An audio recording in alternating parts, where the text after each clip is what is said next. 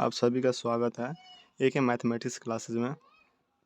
आज हम class 10th Bihar board chapter 10 width के बारे में इम्पोर्टेंट नोट पॉइंट को देखेंगे और जो भी कुछ फार्मूला है उसको भी चर्चा करेंगे, जिससे आप लोग को एग्ज़ाम में आने वाला ऑब्जेक्टिव को सॉल्व कर पाएंगे।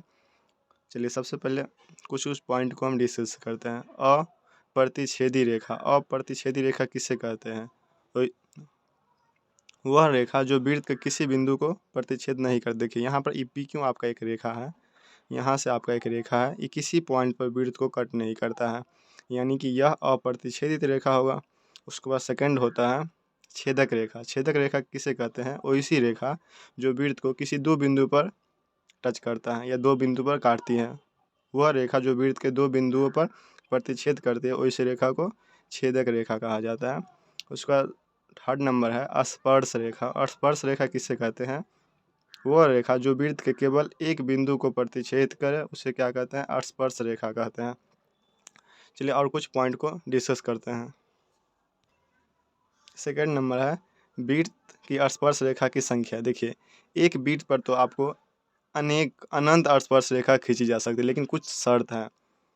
तो वृत्त पर अगर आप लोग से एग्जाम में ऑब्जेक्टिव पूछा जाएगा वृत्त पर कितने स्पर्श रेखा खींचे जा सकते हैं, तो आप लोग का आंसर अनंत होना चाहिए। परंतु कुछ कंडीशन है। सबसे फर्स्ट कंडीशन ये है कि वृत्त पर स्थित किसी बिंदु, एक बिंदु P है, आपका यहाँ P है, पर वृत्त के एक और केवल एक ही स्पर्श रेखा, इस P पॉइंट पर एक ही स्पर्श रेखा खींच सकते हैं। इसको ऐसे तो नहीं खींच सकते हैं, ऐसे तो नहीं खींच सकते हैं।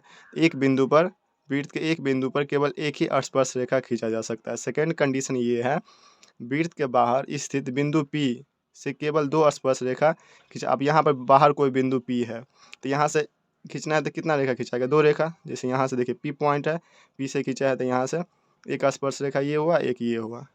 थर्ड नंबर कंडीशन है वृत्त के अंदर स्थित बिंदु P से शून्य स्पर्श रेखा खींचे। अब यहाँ पर P है, आप यहाँ पे P पॉइंट है, आप यहाँ से कैसे स्पर्श रेखा खींच सकते हैं?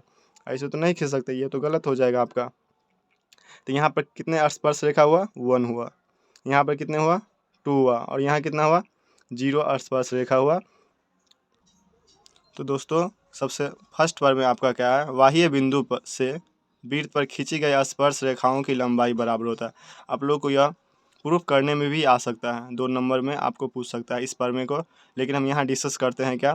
जैसे यहाँ पे एक स्पर्श रेखा इस पे खींचा गया है और यहाँ इधर ये है, ये दोनों क्या होता है? आपस में बराबर होता है। इसका मतलब पी ए बराबर क्या लिख सकते हैं? P B. बाह्य बिंदु से वृत्त पर खींची गई स्पर्श रेखाओं की लंबाई आपस में बराबर होती है। इसका मान अगर जितना होगा उतना इसका भी मान होगा। तो ऐसा भी ऑब्जेक्टिव आप लोग को आ सकता है। सेकंड पर में क्या कहता है? वृत्त के किसी बिंदु पर स्पर्श रेखा स्पर्श बिंदु से जाने वाली त्रिज्या पर लंब होती है। तो यहाँ पर देखिए एक यहाँ पे स्पर्श है, यहाँ पे ए और पी, और यहाँ पे एक कोई पी पॉइंट है, यहाँ केंद्र है वृत्त का, तो यह इसका क्या होगा? लंब होगा। और एक फार्मूला और है वृत्त का क्षेत्रफल आप लोग से पूछा जाए तो πr², और वृत्त का परिधि पूछा जाए तो 2πr। और वृत्त का अनेक फार्मूला है जो हम अगले चैप्टर में डिस्कस करेंगे। इसमें सिर्फ इतना ही है। तो दोस्तों यह वीडियो आप लोगों को अच्छा लगा तो अपने फ्रेंड को शेयर कीजिए, लाइक कीजिए और चैनल को सब्सक्राइब कीजिए, जिससे आप लोग को जो भी चैप्टर का इंपॉर्टेंट फार्मूला को हम डिस्कस करेंगे या इंपॉर्टेंट नोट पॉइंट को डिस्कस करेंगे, आप उसको सीख पाए और अपना एग्ज़ाम में इस टाइप के क्वेश्चन को बना पाए।